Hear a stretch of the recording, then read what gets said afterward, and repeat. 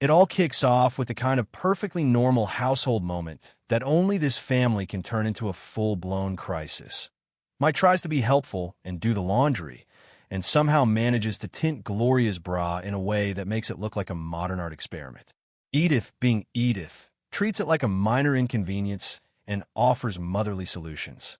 Archie, being Archie, treats it like the end of civilization. He storms in, sees the bra hanging there like a flag of domestic embarrassment, and reacts the way he always reacts when he's confronted with something personal in the open.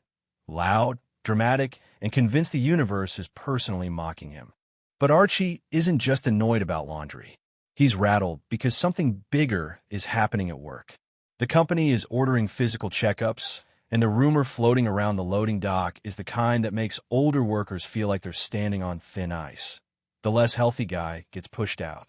Archie hears the word physical, and his mind immediately translates it into goodbye job. He starts comparing himself to another older employee, Deutschmeyer, who he describes as older and sloppier, partly because Archie needs someone to look worse than him. The more Archie talks, the clearer it becomes that he isn't worried about his health. He's worried about what his health represents: being judged, being replaced, being told he's no longer useful. Mike, meanwhile, tries to argue that unemployment is a bigger political and economic problem, while Archie fires back with his usual stubborn loyalty to whoever he thinks deserves credit. It becomes the classic family debate. Archie wants a simple explanation and someone to blame. Mike wants to turn it into a systems conversation. Edith just wants everyone to stop raising their voices before the neighbor's plants start wilting from stress. Archie's solution is to do what he often does when he's afraid: pretend he's not afraid. He claims he's in perfect health, that he's strong as ever, and that nothing could possibly be wrong with him. Then, to prove it, he goes to a doctor, only to end up with the exact outcome he wasn't prepared to hear. His blood pressure is high. The young doctor tries to be calm and clinical about it, but Archie hears high blood pressure as "you're old," and Archie does not accept being told he's old by anyone who looks like they still get carded at the movies. The doctor prescribes a simple plan: relax. Stay calm. Take it easy for the weekend. Archie hears relax and immediately proves he is the least relaxable person within a 50-mile radius. The family decides they will help him stay calm, which sounds sweet in theory, but in practice turns the house into a bizarre spa where everyone is tiptoeing around Archie like he's a rare museum artifact that might crumble if someone sneezes too loudly. Gloria offers him slippers, Mike offers him a beer, Edith fluffs pillows, and Archie gets irritated because he hates being treated like a fragile object, yet also secretly loves the attention as long as it comes with respect. Then, because this is their house, the calm weekend plan immediately gets destroyed by one tiny detail. Mike and Gloria reveal they've been thinking about baby names. They mention Stanislaus as a possible boy's name, honoring Mike's father. Archie's face changes like someone just told him the baby is going to be raised by wolves. Archie cannot accept that his grandchild might carry a name he doesn't personally approve. He starts twisting the name, imagining cruel kids teasing the baby, and reacting as if the name alone could ruin the child's future. Gloria tries to soften it by saying they also considered Archie, which temporarily inflates Archie's ego, until he realizes the full version they're considering blends names, and that means Archie doesn't get full top billing. The irony is that Archie is supposed to be calm for his blood pressure. Instead, he gets worked up over syllables. You can practically hear the doctor's prescription evaporating in real time. The argument escalates, and Edith, who has been trying to keep Archie serene like he's a delicate teacup, finally snaps in a rare, surprising moment of authority. She decides peace in the house matters more than keeping everyone under the same roof, and she pushes the younger couple out, essentially declaring the home a calm zone until the physical is over. Archie is stunned not just by the decision, but by the fact that Edith is capable of making it with that much force. Edith feels guilty afterward, but she's also proud because for once she did what she thought needed to be done, not what Archie wanted.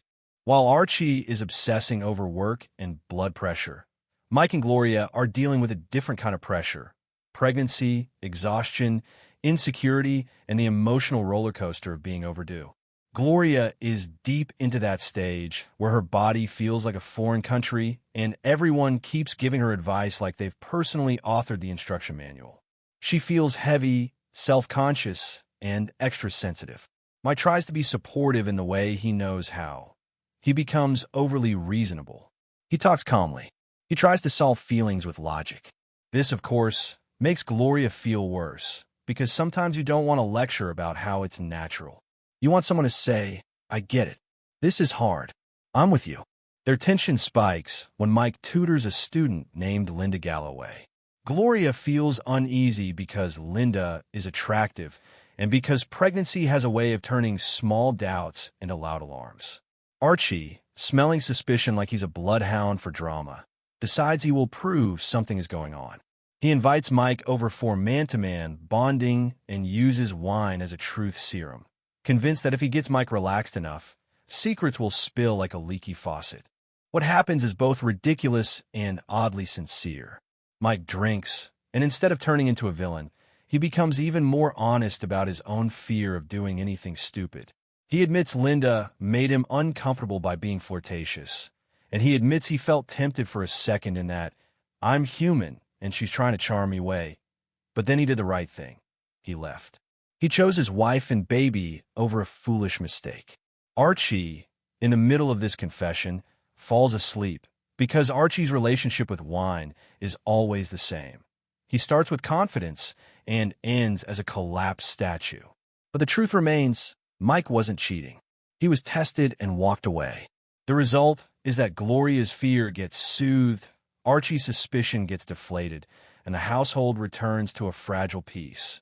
At least for 10 minutes, because 10 minutes is the maximum stability this family ever experiences.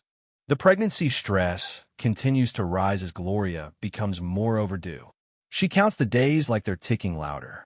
She's moody, anxious, impatient, and irritated by everything, especially Mike's ability to sleep. Mike tries to prepare like a coach because they've been practicing prepared childbirth techniques. He has breathing exercises. He has instructions. He has a goodie bag full of supplies, snacks, and tools to help Gloria during labor. The more prepared Mike becomes, the more Gloria feels like she's being managed instead of supported, and she lashes out.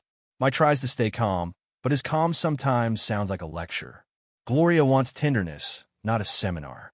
There's also the baby shower, filled with friends, gifts, jokes, and that particular chaos that happens when a room is full of excited people and one very pregnant woman who doesn't feel like being a cheerful centerpiece. Gloria's emotions swing between laughter and tears, and the baby, almost as if it's listening, starts reminding everyone it's on its own schedule. Mike, meanwhile, panics in his own way, imagining labor starting at the worst possible moment. When he hears a hospital page that sounds like their doctor's name, his brain turns it into instant disaster. He starts breathing too fast, nearly hyperventilating, and the women end up calming him down like he's the one about to deliver the baby. It's funny, but also sweet because it shows how deeply Mike cares, even if his care sometimes comes out as nervous chaos. Then comes the peak of the madness. Mike and Gloria decide to go out for a quiet dinner, trying to steal one last, just the two of us moment before their lives change forever. It starts beautifully, with sentimental reminiscing and a toast to their future. For a brief moment, they look like a normal young couple, hopeful, romantic, a little scared, but together. And then Gloria feels it, another contraction. Mike instantly shifts into emergency mode. He tries to stay calm. He tries to be the coach. He tries to do everything correctly. This is when the universe decides to play a prank. Mike ends up in a phone booth situation where panic and bad timing collide. He's trying to call the doctor, call the family, coordinate everything, keep Gloria calm, and keep himself from losing his mind. The more he tries to control it, the more ridiculous it becomes. He's trapped in this tiny space, juggling numbers, trying to reach Edith and Archie who are at a lodge event, and everything feels like a comedy version of a disaster movie. The stakes are real, but the mechanics are absurd. Meanwhile, Archie is dealing with his own crisis of performance and pride at the lodge. He's supposed to participate in a dated stage routine that becomes controversial and uncomfortable in the modern light of day. The moment Mike calls to say Gloria is going into labor, Archie's priorities snap into place.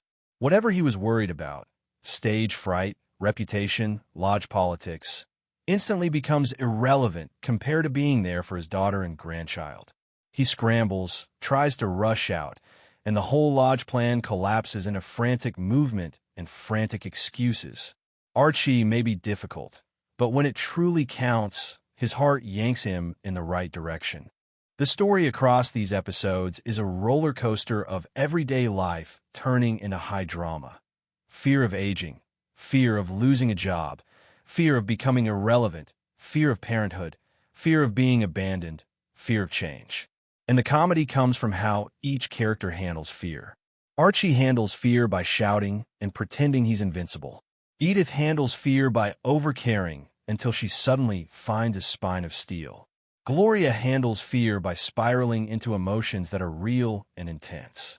Mike handles fear by overplanning and then panicking when the plan meets reality. But underneath the laughter, there's a surprisingly warm message. Even when they clash, even when they annoy each other, they are tied together by loyalty. Archie's blood pressure may spike over baby names, but he still wants his family safe. Mike may act like a nervous coach, but it's because he loves Gloria deeply. Gloria may snap, but she's scared and carrying the weight of a new life. Edith may be gentle, but she can be fierce when her family needs her to be. And by the end, you feel it. The baby is coming, the family is changing, and no matter how messy it gets, they're going to stumble through it together, arguing, laughing, overreacting, apologizing, and somehow still ending up in the same room when it matters most.